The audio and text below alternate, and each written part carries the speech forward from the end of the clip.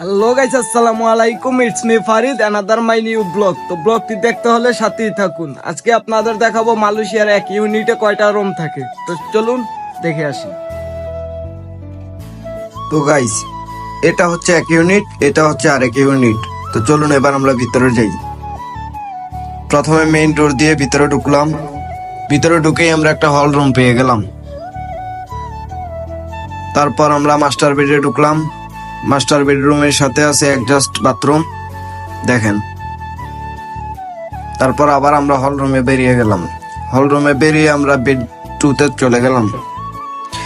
আর মাঝখানের এই যে গ্যাপটা দেখতে পাচ্ছেন, এটা হচ্ছে সূর্যের আলোর জন্য, দিনে আলোর জন্য এই গ্যাপটা রাখা, উপরে খোলা।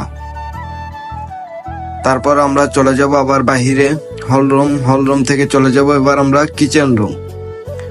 কিচেন রুমের সাথে আছে একটা বাথরুম, এটা সবাই ইউজ করবে। আর এই যে এটা হচ্ছে কিচেন রুম, দেখেন অনেক বড় কিচেন রুম গুলা। তারপর চলে যাব আমরা বেড 3-তে, এটা হচ্ছে বেড 3।